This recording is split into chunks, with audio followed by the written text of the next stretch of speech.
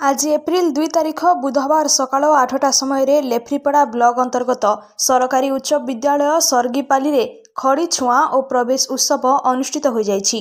मुख्य अतिथि भावे सुंदरगढ़ सदर विधायक जोगेश कुमार सिंह योगदान करथिबा बेले सम्मानित अतिथि भावे लेफ्रीपड़ा गोष्ठी उन्नयन अधिकारी आतसी परिडा, ब्लॉक शिक्षा अधिकारी अशोक लाक्रा, जिला परिषद सभ्या अंजलि घोष, सर्गीपाली जमीदार प्रताप नारायण सिंह योगदान करथिले। प्रथमे समस्त अतिथि मानकु कीर्तन मंडली, स्काउट और ड्रम बाजारे स्वागत करा जायतिला। पौरोहित्य गतिकृष्ण कर 6 जन शिशु मानकु खड़ी छुआ करी पूजा अर्चना करथिले। परे अतिथि मानक द्वारा समस्त शिशु मानकु गोटिए लेखाएं स्कूल बैग किट प्रदान करा जाई सभा कार्य आरंभ करथिले। प्रधान शिक्षयित्री नमिता पटेल सभापतित्व करथिबा बेले शिक्षक वल्लभ कुसुम मंच परिचालना करथिले। विधायक श्री सिंह वक्तव्य रे कहूतिले कि सरकारक एही कार्यक्रम विद्यालय मानक प्रति एक भल पदक्षेप, जद्वारा छात्र छात्री माने उत्साहित होई विद्यालय प्रति आकृष्ट होई अध्ययन करिवे। दियामुंडा आंचलिक संयोजक वीर किशोर मिश्र समस्तଙ୍କୁ धन्यवाद अर्पण करथिले। परे विधायक प्रवेश उत्सव और खड़ी छुआ रथ को सबुज पताका देखाई उद्घाटन करथिले।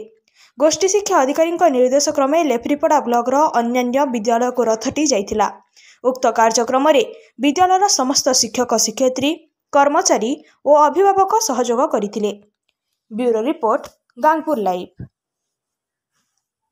निश्चय ये गोटे खुशी खबर जेहेतु ये गोटे परंपरा पुराना परंपरा एटा आगु आम खड़ी छुआ सब पालन करा सरस्वती पूजा और गणेश पूजा किंतु एटा नूतन वर्ष आरंभ हवा समय खड़ी छुआ और प्रवेश उत्सव पालन कर सरकार यहाँ ये कर निहाती स्वागत योग्य।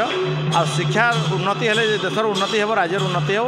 आ निश्चय यहाँ आम छात्र छात्री मानक उत्साहित कर खड़ी छुआ उत्सव प्रवेश उत्सव आए निश्चय आम छात्र छात्री मैंने भविष्य गढ़े आ देशर ना रखे।